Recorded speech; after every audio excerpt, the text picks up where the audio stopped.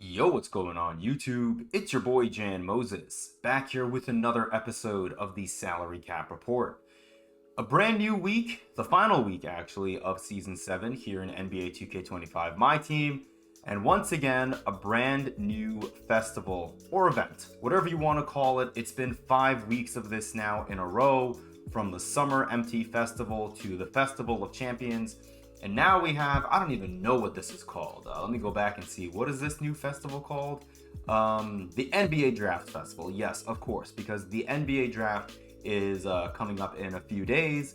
I have a hot take that I was going to make a separate video on, but I'm going to leave that hot take for the pack opening portion of this video. We're going to be opening up the 10-pack box that 2K at first removed from the exchange and then brought back to the exchange a few hours after the content update hit yesterday. So we're going to go over the new festival, the exchange, what I think you guys want to consider looking at when it comes to salary cap. I'm going to give you guys my roadmap, what I'm planning to get out of the exchange. A lot of it honestly has not much to do with salary cap and more so has to do with my New York Knicks theme team. There are a number of really interesting players in that exchange in terms of building or adding talent to my New York Knicks theme team. But there are some interesting salary cap players to consider from that exchange that really aren't going to cost you all that much, especially if you're able to earn all of the free collectibles that they're going to give us. Like, we should be getting another GOAT collectible tomorrow for getting 5 wins in a row in the park. So if you're able to get all of these collectibles from grinding the game via agendas or park win streaks, then you should be in a good position to walk away with as many of these lower tier exchange cards as you want, and then you can turn the rest into MT or whatever else it is that you want to do. Let me quickly make sure that I am recording because I don't trust myself. Yes, we are. Hi YouTube, happy Saturday. So let's get into it. 5th week in a row with a festival. This is our 3rd festival in those 5 weeks. We also have a set that accompanies it, the NBA Draft #1 pick set. But I want to start with this exchange. I know a lot of people were excited when they saw the new dynamic duo update hit 2KDB yesterday, and we will go over a couple of these duos. But Mutombo being a card that you can earn from the exchange is really nice. The question is the price point, right? So a GOAT card is worth 150,000 MT if you break down everything into diamonds and then quick sell everything, correct? You can see right here. So one GOAT card, right? 150K. One GOAT card is also equal to 2 invincibles. So each invincible is technically 75,000 MT. So if we take a look at the Kembe Mutombo, who's worth 3 invincibles, 75K times 3, I believe, is 225,000 MT. So then the question becomes, is it worth spending 225,000 MT on Mutombo, right? That's what a lot of people are asking. And if you take a look in the auction house, which we can do right now really quickly, Dikembe, we'll go to Dark Matter. So there's a Dikembe Mutombo. This one has 5 legend badges. And he's going for 311K. This one has less than 30 minutes to go. Looks like, what is that, 16 added Hall of Fame badges maybe? He's at 280K. I don't know how many stock the Kembe Mutombos are up there. I feel like the majority of the ones that are up here have been in the game for a while, and their previous owners are selling them with added Hall of Fame and legend badges. So it's really tough to know how much the Kembe Mutombo glitched card with no added badges will go for. But I do think if you have nothing else you want to exchange for in the NBA Draft Festival exchange, I do think it's worth it to go and get Dikembe, because if for no other reason, it just takes a really long time to break everything down. And with 2K now giving us this festival as well, you may be in the same position I am, where you're going to be juggling these event collectibles from the last 3 festivals, right? We have the Summer Festival, like I mentioned, Festival of Champions, and the NBA Draft Festival. I'm still breaking down my final few Galaxy, Opal, and Pink Diamond pieces into diamonds so I can quick sell everything, and then I got to do it all over again. For this, I have another 2 GOAT collectibles from the Festival of Champions. I still have so much to break down here, and I haven't even earned the third GOAT collectible, which is available to me from the agendas that we got on, what was it, Thursday? These agendas right here. Yeah, I still have to get one more agenda done in this agenda set to get another GOAT collectible here. I have another Invincible collectible. So I have a lot to break down, and honestly, it takes so much time. It's so mind-numbing, and it's honestly not something I want to be doing I mean, we're not even in mid-July. We're 2/3 of the way towards July. I'm sorry, not mid-July, mid-June. We're 21 days. We're 3 weeks into June, which means we have a little less than 2 weeks to go until July. Do I want to spend 8 to 10 hours breaking down all these collectibles? No, not really, and I definitely don't want to do it again for the NBA Draft Festival. So I would say, if you're leaning to, unless you really need the MT for whatever reason, because I'm assuming players are going to be much cheaper in Season 8 as people start to sell off their teams and they start to, wind down for the summer before 2K26 comes out in early September. If you need the MT, I guess go ahead and break down everything. But if you really don't and you want the Kembe Mutombo because he is one of the best centers in this game, I would say for 225k, it looks like he's probably going to be a better price than whatever you're going to get from the auction house. And it's going to save you from having to break down all of those collectibles that you were going to spend on him into that 225,000 MT. So I know that was a lot of time spent on this duo, but I know a lot of people have been talking about this duo, whether or not it's worth it. I mean, from what I've heard, Stacey Augmon has a terrible jumper, and jump shots don't seem to be getting changed with these dynamic duo boosts. So probably not a usable duo just because of what Stacey brings to the floor, but Dikembe is going to be really good without the duo because he's been dominant before this duo came out, since the glitched set came out. Outside of that, the direction that I'm planning on going in, I want to try to get Karl Anthony Towns. His jump shot has changed and it looks to be a much better jumper than his other one. I hated his other jump shot. And again, I'm trying to not break down collectibles in this festival for MT because I have a decent amount of MT. We're sitting at 4.3 million MT plus. We probably have closer to 5 million MT when I break down all the collectibles. I have 2,700 unopened packs right now, the majority of which are diamond collectibles that I have to quick sell, badge deluxe packs, and shoe and takeover packs, all of which are going to probably just be quick sold. So I have a lot of MT waiting on me. I don't need more MT from this, and I don't want to waste more time than I have to breaking down these collectibles. So I'm going to take Karl Anthony Towns. I was debating taking Kenyon Martin. I've heard he's really good, and he would technically fit my Knicks theme team.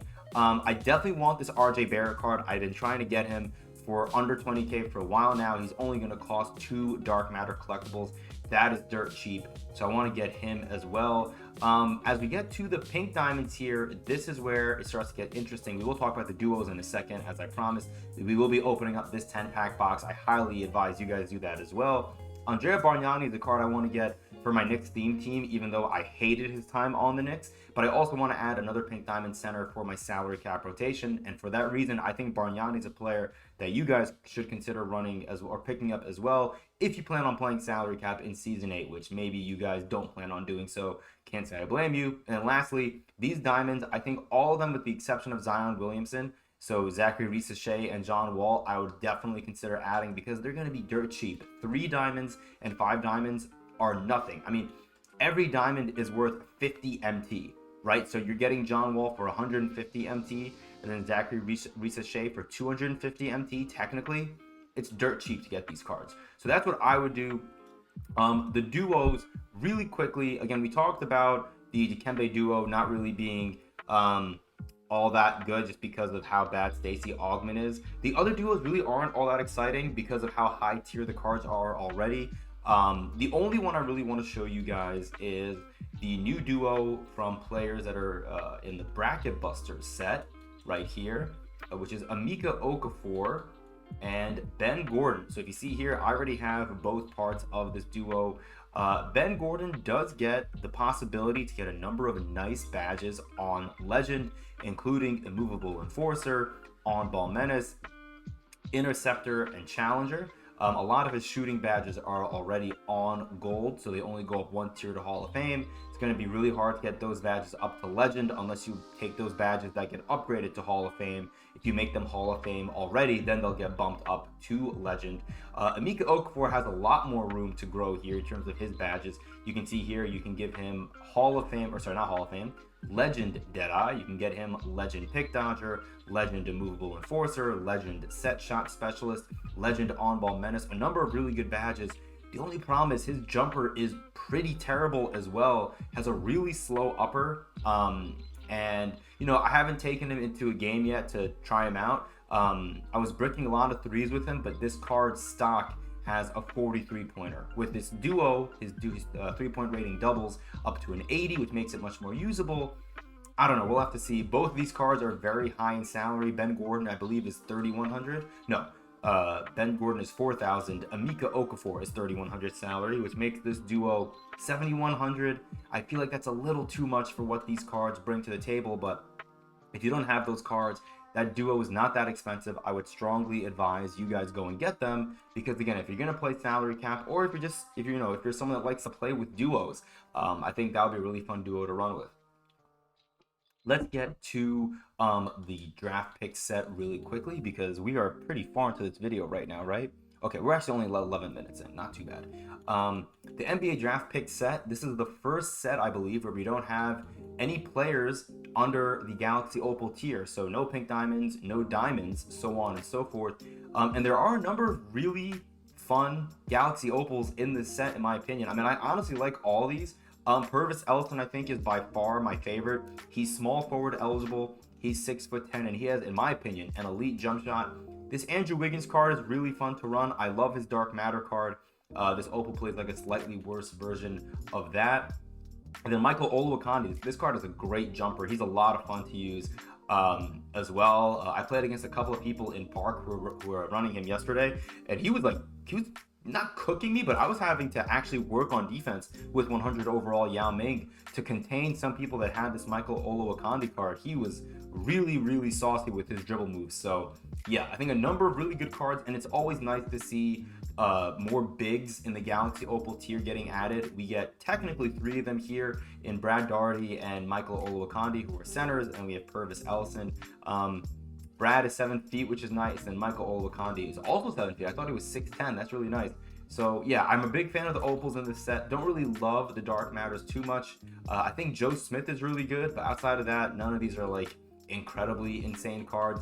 AD, I kind of wish he got a Dark Matter card like a month or two ago. Getting a Dark Matter AD now doesn't really move the needle too much for us, in my opinion, but you know, it is what it is. Let's get on to the lineups now. This is the lineup that I ran 4 games with in salary cap this week. Ended up going 2-2. All the games I played were on Tuesday. They were all really sweaty. My wins and losses were all pretty close, which made me really frustrated, and that's why I just stopped playing. I figured I'll just play again over the weekend. But we have to make changes, because as you can see right here, Joakim Noah and Corey Brewer, their salaries have both been maxed out. Corey Brewer is at 2,000, which is the max for an Amethyst. And Joakim Noah is maxed out at 10,000 salary, which is the max for a Galaxy Opal. So we're going to have to make some changes.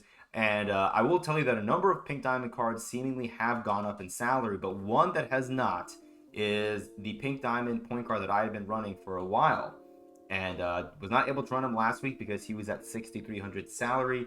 And that is Anthony Black, who is now back down to 5,000 salary, which is really nice. So we're going to bring Anthony Black in. Now, for me, the question is, who do I want to replace Joakim Noah with? And there are a number of directions I can go in. If I replace him with a Galaxy Opal, then I have to probably keep my shooting guard replacement for Corey Brewer at a diamond or less. But there is a card that I want to bring in for Joakim Noah, who's in the pink diamond tier, who actually put in some work against me in salary cap. 2 people that I played against ran Jamal Magloire at center or power forward, and I lost to both of them. And Jamal Magloire was one of the main reasons why. He was getting great step back animations. His jumper seemed much better in salary cap than I realized it was when I was using him offline. So we're going to bring in Jamal Magloire for right now. My other option that I was considering was Purvis Ellison.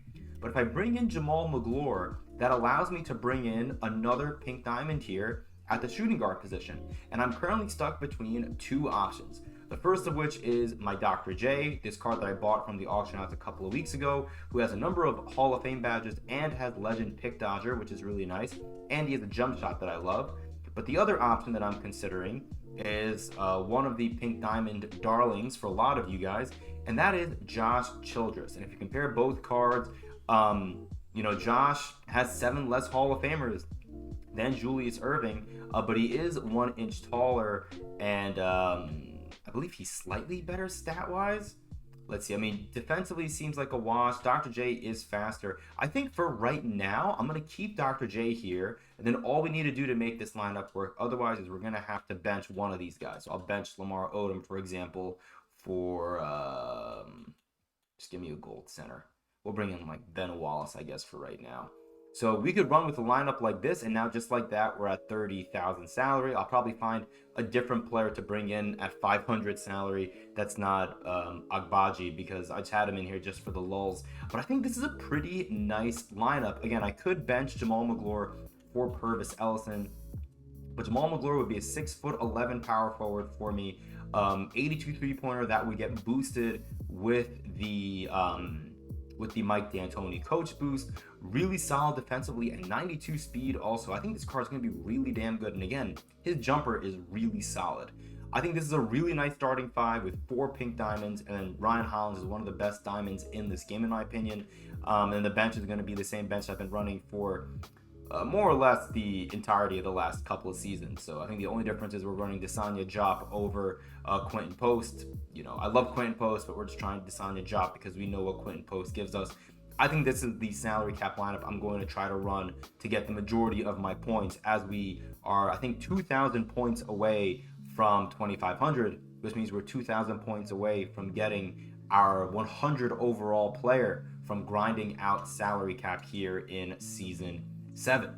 All right, with that being said, it is time to open up the 10-pack box that is available to us in the exchange for the NBA Draft Festival. So here we go. Hopefully I remember to upload, I think I remember to upload my 10-pack box opening from the agendas for the NBA Draft number 1 picks box.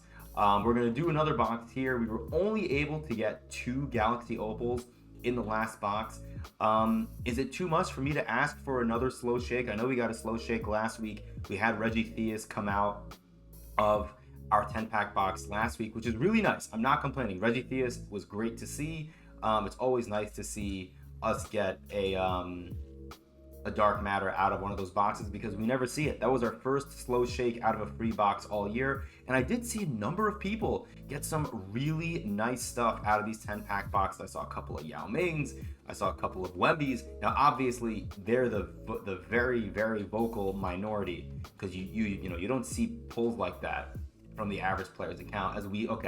When you start with Jalen Brunson, I feel like you feel good about the rest of your pack. That's how I feel right now. I feel good about this pack opening now. We get a diamond? Come on, 2K, a diamond? Ben Poquet? This is the bad Poquet opening so far. Let's see what Gems of the Game Diamond 2K gives us. But yeah, I feel like whenever you see Jalen Brunson in your first pack, that has to be a good sign. We get a Rocket shooting guard. Who is this? Oh, we get Coutinho Mobley. Didn't we get like a gold or an emerald Coutinho Mobley out of the pack opening yesterday? That's hilarious. There's another Rockets player I'd love to see in here. Okay, this is probably Brad Dougherty, right? This is the last Galaxy Opal that we needed. And I know that, at least I hope I know that, because that pack was shaking. So this should be a center from the Cavs. It looks like it. Yep, it's red. So it should be the Cavs. Yes, it is. So we get the final Galaxy Opal right here in Brad Dougherty. Very nice. Welcome to the collection. All right, 2K, give us more. I want to see a slow shake, man. Come on. We get an Amethyst. Amethyst Gems of the Game card? Oh, no, we get Kevin Durant. That's cool.